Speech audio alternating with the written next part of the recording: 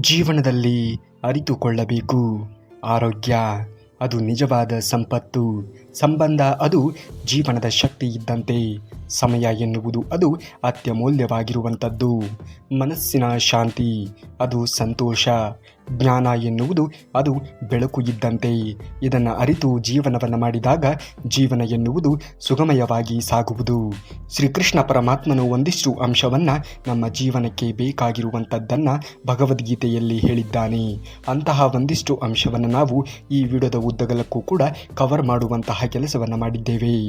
ಪ್ರಿಯ ಬಂಧುಗಳೇ, ನೀವು ಶ್ರೀಕೃಷ್ಣ ಪರಮಾತ್ಮನ ಆರಾಧನೆಯಲ್ಲಿ ನಿರತರಾಗಿ ನಿಮ್ಮ ಜೀವನವನ್ನು ಹಸನಗೊಳಿಸಿಕೊಳ್ಳಿ ಎಂದು ಹೇಳುತ್ತಾ ಶ್ರೀಕೃಷ್ಣ ಪರಮಾತ್ಮನ ಈ ಒಂದು ವಚನಾಮೃತಕ್ಕೆ ಒಂದೇ ಒಂದು ಲೈಕನ್ನು ಮಾಡುವುದರ ಮುಖಾಂತರ ಬನ್ನಿ ಶ್ರೀಕೃಷ್ಣ ಪರಮಾತ್ಮನ ವಚನಾಮೃತವನ್ನು ಕೇಳಿ ಧನ್ಯರಾಗೋಣ.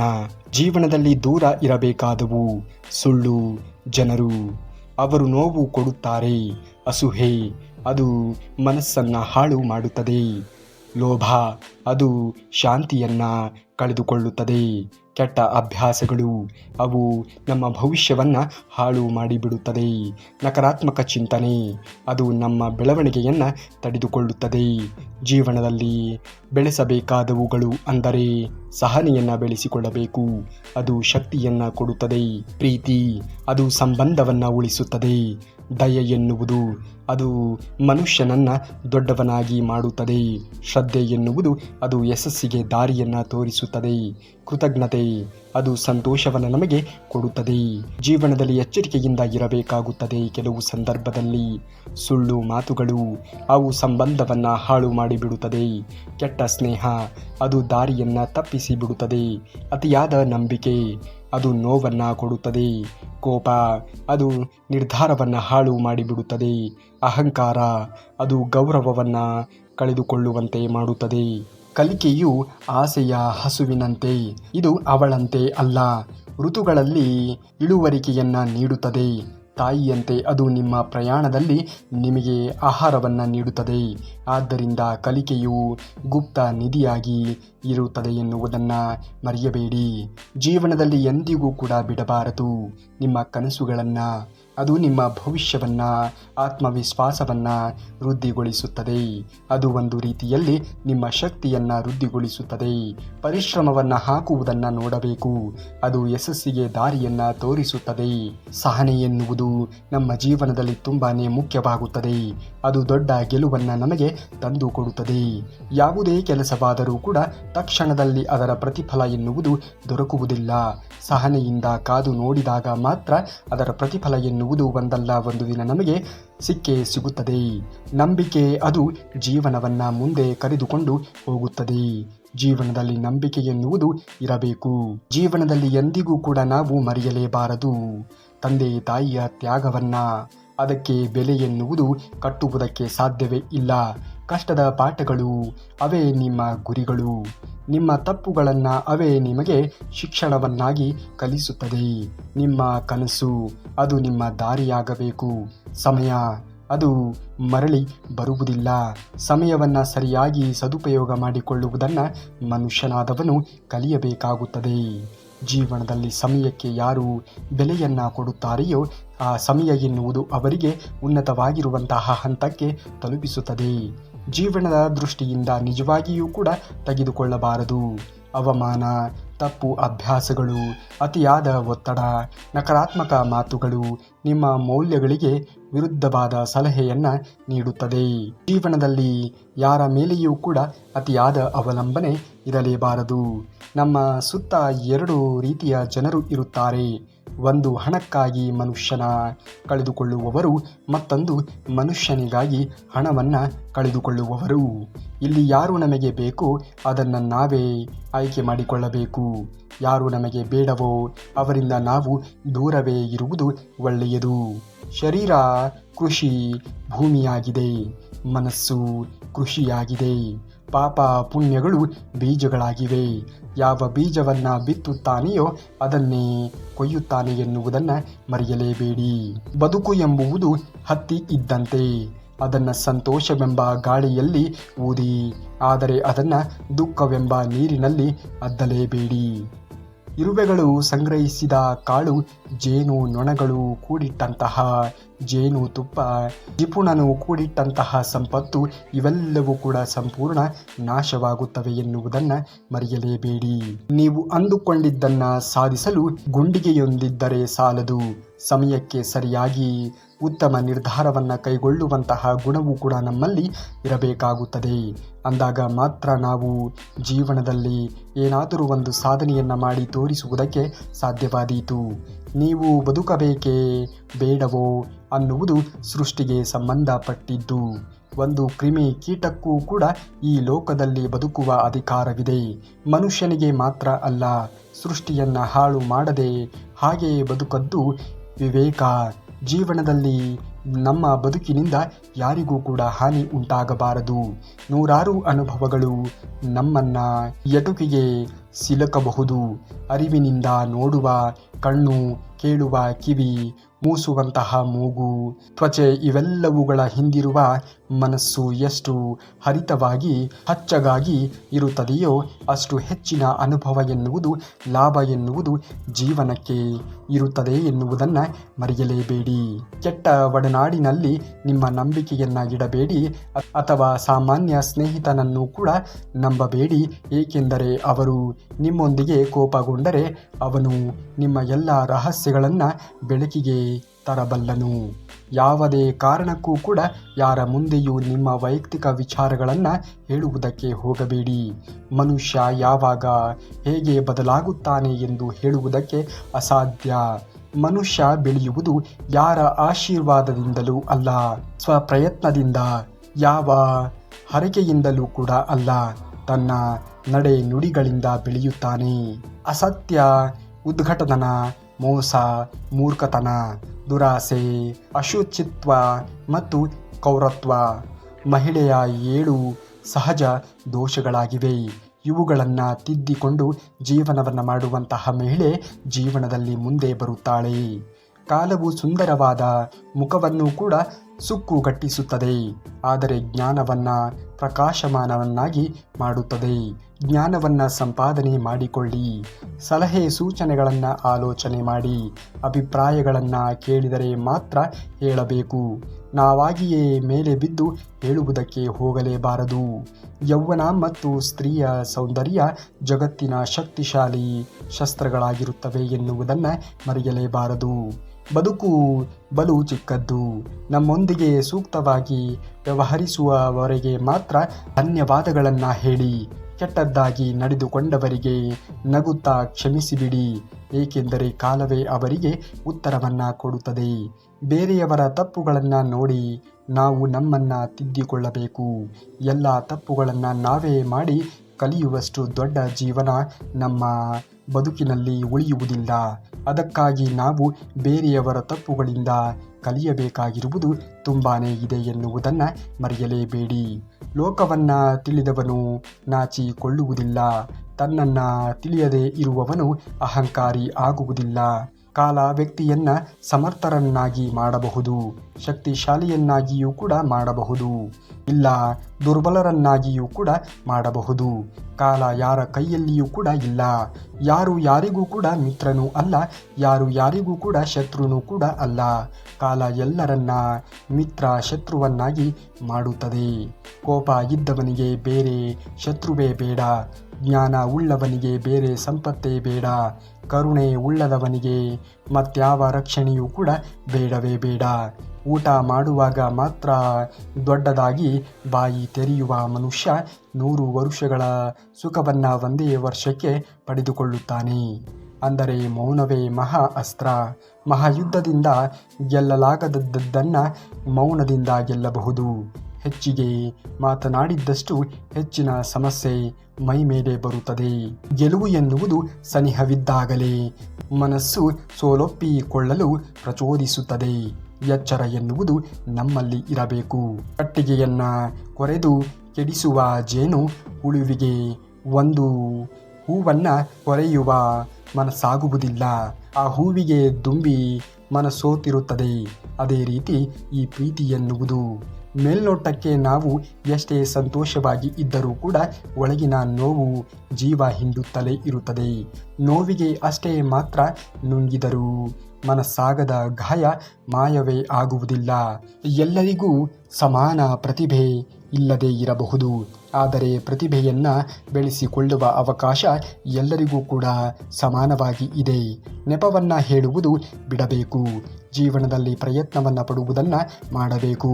ಯಾವಾಗಲೂ ಮನೆ, ಮಡದಿ, ಮಕ್ಕಳು, ಗಳಿಕೆ, ಸಂಪತ್ತಿನ ವಿಷಯದಲ್ಲಿ ಸಾಧ್ಯವಾದಷ್ಟು ಸಂತೃಪ್ತರಾಗಿ ಇರಬೇಕು. ಆದರೆ ಜ್ಞಾನದ ವಿಚಾರದಲ್ಲಿ ಸಂತೃಪ್ತರಾಗಿ ಇರಲೇಬಾರದು. ಜ್ಞಾನ ಎನ್ನುವುದು ಎಷ್ಟು ಸಂಪಾದನೆಯನ್ನು ಮಾಡುತ್ತೇವೆಯೋ ಅಷ್ಟು ನಮ್ಮ ಜೀವನಕ್ಕೆ ಒಳ್ಳೆಯದು. ವ್ಯಕ್ತಿಗಳು ವಿವಿಧ ಕ್ಷೇತ್ರಗಳಲ್ಲಿ ಆಸಕ್ತಿ ಮತ್ತು ಸಾಮರ್ಥ್ಯವನ್ನು ಹೊಂದಿರುತ್ತಾರೆ. ಎಲ್ಲರೂ ಒಂದೇ ಕ್ಷೇತ್ರದಲ್ಲಿ ಪರಿಗಣಿತರಾಗಿರುವುದಿಲ್ಲ. ಆಸಕ್ತಿ ಮತ್ತು ಪ್ರತಿಭೆಗಳನ್ನ ಗುರುತಿಸಿ ಅದನ್ನು ಬೆಳೆಸಿಕೊಳ್ಳಲು ಶ್ರಮವನ್ನು ವಹಿಸಬೇಕಾದಂಥದ್ದು ಅವಶ್ಯಕ. ಗಳಿಸಿಕೊಳ್ಳುವುದಕ್ಕಿಂತ ಹೆಚ್ಚಾಗಿ ಖರ್ಚು ಮಾಡುವವನ ತನಗಿಂತ ಶಕ್ತಿಶಾಲಿ ಆಗಿರುವವನ ಜೊತೆ ಕಾಲು ಕೆರೆದು ಜಗಳ ಕಾಯುವವನ, ಸ್ತ್ರೀಯರ ಮೇಲೆ ಕೆಟ್ಟ ಕಣ್ಣು ಇಟ್ಟಿರುವವನ ಅವನತಿಗೆ ಬಹಳ ಸಮಯ ಬೇಕಾಗೇ ಇರುವುದಿಲ್ಲ. ಪ್ರಪಂಚದಲ್ಲಿ ತುಂಬ ಕೆಟ್ಟ ವಸ್ತು ಅಂದರೆ ನಮ್ಮಲ್ಲಿ ಇರುವಂತಹ ಒಳ್ಳೆಯದನ. ಏಕೆಂದರೆ ಅದನ್ನು ಖರ್ಚು ಮಾಡಿದಷ್ಟು ನಮಗೆ ಸಿಗುವಂತಹ ಲಾಭ ಕಣ್ಣೀರು ಮತ್ತು ನೋವುಗಳು ಮಾತ್ರ ಆಗಿರುತ್ತವೆ. ಉನ್ನತ ಆದರ್ಶಗಳು ಇಲ್ಲದೆ ಪತ್ನಿಯ ಜೊತೆ ಬದುಕುವುದು, ಬೆನ್ನ ಹಿಂದೆ ಚೂರಿ ಹಾಕುವವನ ಜೊತೆ ಸ್ನೇಹವನ್ನು ಬೆಳೆಸುವುದು, ಬರೀ ಮಾತನಾಡುವವನ ಜೊತೆ ಕೆಲಸವನ್ನು ಮಾಡುವುದು, ವಿಷ ಸರ್ಪಗಳು ಇರುವ ಮನೆಯಲ್ಲಿ ವಾಸವಾಗಿರುವುದು ಎಲ್ಲ ಒಂದೇ ಆಗಿರುತ್ತದೆ. ಮನೆಯಿಂದ ಬೆಟ್ಟವನ್ನು ತಳ್ಳಲು ಸಾಧ್ಯವಿಲ್ಲ, ಆದರೆ ಅದೇ ಬೆಟ್ಟವನ್ನು ಇಲಿ ಕೊರೆದು ನಾಶ ಮಾಡಬಲ್ಲದು. ಹಾಗಾಗಿ ಗಾತ್ರ ಮುಖ್ಯವಲ್ಲ, ಕೆಲಸ ಮುಖ್ಯವಾಗುತ್ತದೆ. ಕೆಲಸವನ್ನು ಮಾಡುವುದಕ್ಕೆ ಶುರು ಮಾಡಿ ಖಂಡಿತವಾಗಿಯೂ ಕೂಡ ಹಾಗೆ ಆಗುತ್ತದೆ. ಯಾವ ವ್ಯಕ್ತಿ ತನ್ನ ನಿಂದನೆಗಳನ್ನು ಸಮಾಧಾನದಿಂದ ಕೇಳಿಸಿಕೊಳ್ಳುತ್ತಾನೆಯೋ ಅವನು ಇಡೀ ಜಗತ್ತಿನ ಮೇಲೆ ವಿಜಯವನ್ನು ಸಾಧಿಸುತ್ತಾನೆ. ದೂರದಿಂದ ನೋಡಿದರೆ ಪ್ರತಿಯೊಬ್ಬ ವ್ಯಕ್ತಿ ಸುಖವಾಗಿ ಇರುವಂತೆ ಕಾಣುತ್ತಾನೆ, ಆದರೆ ಅವನ ಬಗ್ಗೆ ತಿಳಿದಾಗಲೇ ಅವನ ಜೀವನದ ಸತ್ಯ ಏನು ಎನ್ನುವುದು ತಿಳಿಯುತ್ತದೆ. ಹಿಂದೆ ಕಳೆದು ಹೋಗಿರುವುದಕ್ಕೆ ಕೊರಗಬಾರದು, ಮುಂದೆ ಬರುವುದಕ್ಕಾಗಿ ಬಾಯಿ ತೆರೆದು ಕೂಡಬಾರದು. ಸದ್ಯಕ್ಕಿರುವುದನ್ನು ಸರಿಯಾಗಿ ಮಾಡಬೇಕು. ಜೇನು ಹುಳು ಕೂಡಿಟ್ಟ ತುಪ್ಪ, ಜಿಪುಣ ಕೂಡಿಟ್ಟ ಹಣ ಎರಡೂ ಒಂದೇ. ಅವು ಯಾವತ್ತಿದ್ದರೂ ಕೂಡ ಪರರ ಪಾಲು. ಜೀವನಕ್ಕೆ ಹಣ ಮುಖ್ಯವೇ ಹೊರತು ಹಣವೇ ಜೀವನವಾಗಬಾರದು. ಶಿಕ್ಷಣವನ್ನು ಪಡೆಯುವುದು ಒಂದು ತಪಸ್ಸು ಇದ್ದಂತೆ. ಅದಕ್ಕಾಗಿ ಮನೆ ಮತ್ತು ಮಾಯೆಯ ಮೋಹವನ್ನು ತ್ಯಾಗ ಮಾಡಬೇಕಾಗುತ್ತದೆ ಎನ್ನುವುದನ್ನು ಮರೆಯಬೇಡಿ. ದೇವರನ್ನು ಸ್ವೀಕರಿಸಿ, ದೇವರ ಸೇವಕನಾಗಿ ನಿಮ್ಮ ಸ್ಥಾನವನ್ನು ಸ್ವೀಕರಿಸಿ ಮತ್ತು ದೇವರ ಸೇವೆ ಮಾಡಿ. ಅಷ್ಟೇ ಜೀವನ ತನ್ನಿಂದ ತಾನೇ ಮುಂದೆ ಬರುತ್ತದೆ. ಯಾವ ರಾಜ ಅಧರ್ಮದ ದಾರಿಯಲ್ಲಿ ಸಾಗುತ್ತಾನೆಯೋ ಅವನಿಗೆ ತನ್ನ ಪ್ರಜೆಗಳ ಸುಖ ದುಃಖಗಳ ಬಗ್ಗೆ ಕಿಂಚಿತ್ತೂ ಕೂಡ ಕಾಳಜಿ ಇರುವುದಿಲ್ಲ. ಅವನು ತನ್ನ ಸ್ವಾರ್ಥದಿಂದಲೇ ಸರ್ವನಾಶವಾಗುತ್ತಾನೆ. ಅದೇ ರೀತಿ ತನ್ನ ಸಮಾಜದ ಹಿತ ಕಾಯದ ವ್ಯಕ್ತಿ ಹೀನಾಯವಾಗಿ ಅಳಿಯುತ್ತಾನೆ ಎನ್ನುವುದನ್ನು ಮರೆಯಬೇಡಿ. ನಾವು ನೀರಿನಿಂದ ಹೊರಬಂದ ಮೀನಿನಂತೆ ಇದ್ದೇವೆ. ಮೀನು ನೀರಿನಲ್ಲಿ ಇರದೆ ಹೊರತು ಹೇಗೆ ಸಂತೋಷವಾಗಿ ಇರುವುದಿಲ್ಲವೋ ಹಾಗೆಯೇ ನಾವು ಆಧ್ಯಾತ್ಮಿಕ ಪ್ರಪಂಚದ ಹೊರತಾಗಿ ಸಂತೋಷವಾಗಿ ಇರುವುದಕ್ಕೆ ಸಾಧ್ಯವೇ ಇಲ್ಲ. ಊಟ ಮಾಡುವಾಗ ಮಾತ್ರ ದೊಡ್ಡದಾಗಿ ಬಾಯಿ ತೆರೆಯುವ ಮನುಷ್ಯ 100 ವರ್ಷಗಳ ಸುಖವನ್ನು ಒಂದೇ ವರುಷಕ್ಕೆ ಪಡೆದುಕೊಳ್ಳುತ್ತಾನೆ. ಅಂದರೆ ಮೌನವೇ ಮಹಾ ಅಸ್ತ್ರ. ಮಹಾಯುದ್ಧದಿಂದ ಗೆಲ್ಲಲಾಗದ್ದನ್ನು ಮೌನದಿಂದ ಗೆಲ್ಲಬಹುದು. ಹೆಚ್ಚಿಗೆ ಮಾತನಾಡಿದ್ದಷ್ಟು ಹೆಚ್ಚಿನ ಸಮಸ್ಯೆ ಎನ್ನುವುದು ನಮಗೆ ಬಂದು ಆವರಿಸುತ್ತವೆ. ಮನುಷ್ಯನ ಸೋಲಿಗೆ ಬಲು ದೊಡ್ಡ ಕಾರಣವೇ ಸಮಯ ಪ್ರಜ್ಞೆ ಕೊರತೆ. ನಾವು ಕಾಲದೊಂದಿಗೆ ಓಡಲಿಲ್ಲವೆಂದರೆ ಕಾಲ ನಮ್ಮನ್ನು ಬಿಟ್ಟು ಓಡುತ್ತದೆ. ಮನುಷ್ಯನ ಸೋಲಿಗೆ ಸಮಯ ಪ್ರಜ್ಞೆಯ ಕೊರತೆ. ಕಾಲದೊಂದಿಗೆ ಓಡದೇ ಇದ್ದರೆ ಕಾಲವೇ ನಮ್ಮನ್ನು ತುಳಿಯುತ್ತದೆ. ಎಲ್ಲವನ್ನ ಕೃಷ್ಣನಿಗೆ ಅರ್ಪಿಸುವುದರಿಂದ ಯಾರೂ ಸೋತವರಲ್ಲ, ಯಾರೂ ಲಾಭದಾಯಕರೂ ಅಲ್ಲ. ಕೆಲಸ ಮಾಡಿ ಮತ್ತು ಅದನ್ನು ಕೃಷ್ಣನಿಗೆ ಅರ್ಪಿಸಿ, ಪ್ರತಿಫಲವನ್ನು ಅವನೇ ಕರುಣಿಸುತ್ತಾನೆ. ಬಾಹ್ಯ ಶುಚಿತ್ವ ಅಂದರೆ ಸ್ನಾನ ಮಾಡುವುದು, ಆದರೆ ಆಂತರಿಕ ಶುಚಿತ್ವಕ್ಕಾಗಿ ಸದಾ ಕೃಷ್ಣನ ಬಗ್ಗೆ ಯೋಚಿಸಬೇಕು ಮತ್ತು ಹರೇ ಕೃಷ್ಣ ಜಪ ಮಾಡಬೇಕು. ಅದು ಖಂಡಿತವಾಗಿಯೂ ಕೂಡ ನಿಮಗೆ ಜೀವನದಲ್ಲಿ ಬರುವಂತಹ ದೊಡ್ಡ ಸಮಸ್ಯೆಗಳನ್ನು ಹೇಗೆ ನಿಭಾಯಿಸಬೇಕು ಎನ್ನುವುದನ್ನು ಕಲಿಸಿಕೊಡುತ್ತದೆ. ತಪ್ಪದೆ ಇಲ್ಲಿಯವರೆಗೆ ವಿಡಿಯೋನ ನೋಡಿದ್ದರೆ ಒಂದೇ ಒಂದು ಲೈಕನ್ನು ಮಾಡಿ. ಜಗತ್ತಿನ ಯಾವ ವ್ಯಕ್ತಿಯೂ ಕೂಡ ತಾನು ಬೇರೆಯವರಿಂದ ಸ್ವೀಕರಿಸಿದ್ದಕ್ಕಾಗಿ ಗೌರವಿಸಲ್ಪಡುವುದಿಲ್ಲ. ಅವನು ಇತರರಿಗೆ ನೀಡಿದ್ದಕ್ಕಾಗಿ ಅವನು ಯಾವಾಗಲೂ ಕೂಡ ಗೌರವಿಸಲ್ಪಡುತ್ತಾನೆ. ಹುಟ್ಟು ಗುಣವನ್ನು ಬದಲಾಯಿಸಲು ಸಾಧ್ಯವೇ ಇಲ್ಲ. ಬೇವಿನ ಗಿಡದ ಮೇಲೆ ಹಾಲಿನ ಅಭಿಷೇಕ ಮಾಡಿದರೂ ಬೇವು ಬೇವಾಗಿಯೇ ಇರುತ್ತದೆ, ಅದೇ ಬೆಲ್ಲವಾಗಲು ಸಾಧ್ಯವೇ ಇಲ್ಲ. ಕೆಲವರಿಗೆ ನಾವು ಎಷ್ಟೇ ತಿದ್ದಿದರೂ ಕೂಡ ಅವು ಎಂದಿಗೂ ಕೂಡ ಬದಲಾವಣೆ ಆಗುವುದೇ ಇಲ್ಲ. ಅಂಥವರ ಬಗ್ಗೆ ಯೋಚನೆಗಳನ್ನು ಮಾಡುವುದಕ್ಕೆ ಹೋಗಲೇಬಾರದು. ಸಮಸ್ಯೆಯನ್ನು ಪರಿಹರಿಸಿಕೊಳ್ಳಬಹುದಾದರೆ ಏಕೆ ಚಿಂತೆ? ಸಮಸ್ಯೆಯನ್ನು ಪರಿಹರಿಸಲು ಸಾಧ್ಯವಾಗದೇ ಇದ್ದರೆ ಚಿಂತಿಸುವುದರಿಂದ ನಿಮಗೆ ಯಾವುದೇ ಒಳ್ಳೆಯದಾಗುವುದಿಲ್ಲ.